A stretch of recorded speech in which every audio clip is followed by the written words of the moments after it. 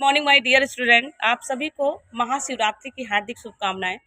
आज इस वीडियो में हम सुरक्षात्मक तत्वों में जल को लेके आए हैं कि जल ही जीवन है, क्यों कहा जाता है, जल क्यों आवश्यक है हमारे शरीर के लिए। तो आइए इस वीडियो में हम बात करते हैं। आप सभी को मालूम होना चाहिए कि हमारे शरीर में ऑक्सीजन के बाद दूसरा स्थान जल को प्राप्त है, जिसकी मात्रा शरीर के कुल भार का लगभग 65 से 70% जल होता है। और आयु तथा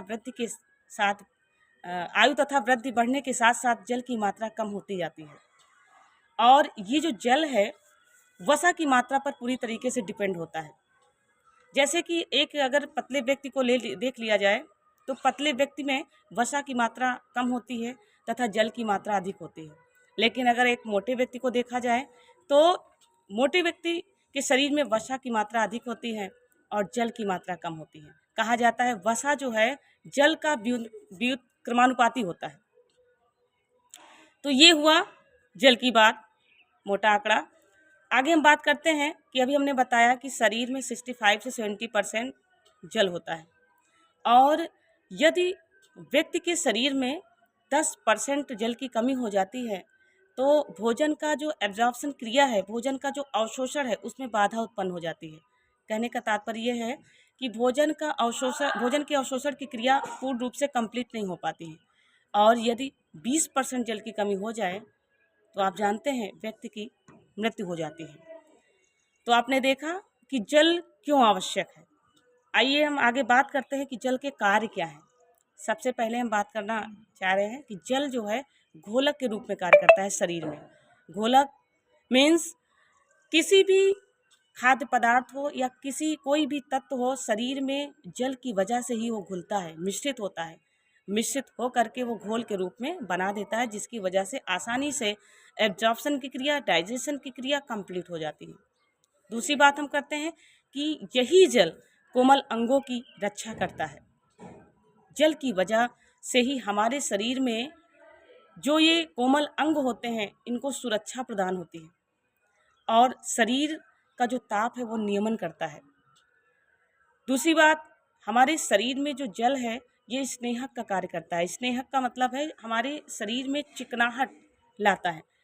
जैसे आपने अपने मुंह में देखा होगा कि हमेशा गीला रहता है। अगर पूछा जाए क्यों रहता है तो आपका यही आंसर होगा कि लार की वजह से। लेकिन लार में क्या होता है, तो लार में 99.27% जल होता है। और अगर जल की थोड़ी सी मात्रा कम हो जाती है तो हमारा मुंह सूखने लगता है।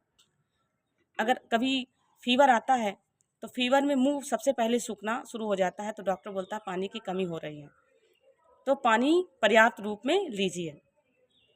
तो 99.27% जल की वजह से हमारा मुंह गीला रहता है, चिपचिपा बना हुआ रहता है। जो भी खाद्य पदार्थ हम खाते हैं तो खाद्य पदार्थों को लसलसा चिपचिपा बनाने का काम कौन कर रहा है, जल कर रहा है।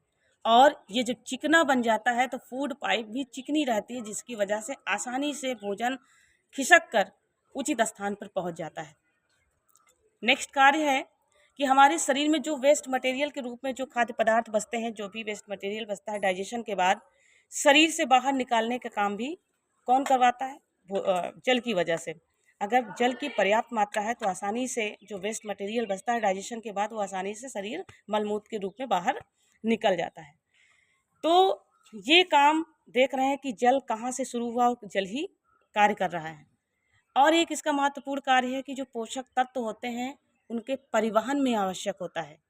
जो हम लोग भोजन करते हैं, डाइजेशन के बाद जो न्यूट्रिएंट प्राप्त होते हैं जिसकी वजह से शरीर स्वस्थ और वृद्धि करता है, तो ये उचित स्थान पर कहाँ पहुँचना है, कहाँ पर आना है, ये किसकी सहायता से जा रहा है, ये जल के माध्यम से ही उचित स्थानों पर पहुँच रहा है। तो ये जल ही एक ऐसा तत्व है जो हमारे संपूर्ण शरीर को फिट रखता है और स्वस्थ रखता है शरीर को, जिसकी वजह से विकास और वृद्धि में किसी प्रकार का कोई अवरोध नहीं हो पाता है। और एक समान व्यक्ति जो है प्रतिदिन 6 से 8 गिलास पानी पीता है, जिसकी वजह से शरीर में जितनी भी जैविक क्रियाएं हैं वो अपना पूरी तरीके से कार्य को कंप्लीट कर पाती हैं। तो ये हुआ जल का पूर्ण कार्य।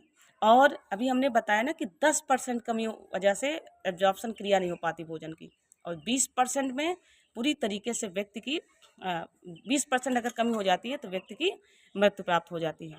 तो ये आपने देखा कि जल कितना आवश्यक है, इसीलिए जल को कहा गया है जल ही जीवन है।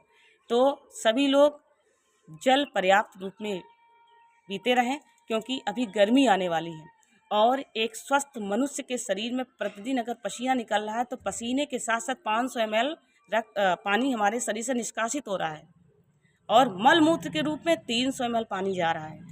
तो अभी तो गर्मी नहीं है, गर्मी में हमने आपको बताया 6 से 8 गिलास पानी पीना प्रतिदिन है, लेकिन गर्मी जैसे आएगी, पसीना अगर ज़्यादा निकल रहा है तो पानी की मात्रा हमें बढ़ाना पड़ेगा पीने में। तो इस तरीके से आप अपने शरीर को तभी फिट रख सकते हैं जब किसी भी चीज़ के बारे में पूरी जानकारी हो कि पानी क्या करता है, पानी क्यों आवश्यक है। पानी की थोड़ी सी भी कमी हो जाती है तो सबसे पहली जो समस्या है डिहाइड्रेशन की, हम डिहाइड्रेशन में आ जाते हैं। तो इस ऐसी समस्या का सामना ना करना पड़े, आप पर्याप्त पानी लें, स्वस्थ रहें, और आप स्वस्थ रहेंगे तो पूरा भारत ही स्वस्थ बना रहेगा। ठीक है, जय हिंद, जय भारत।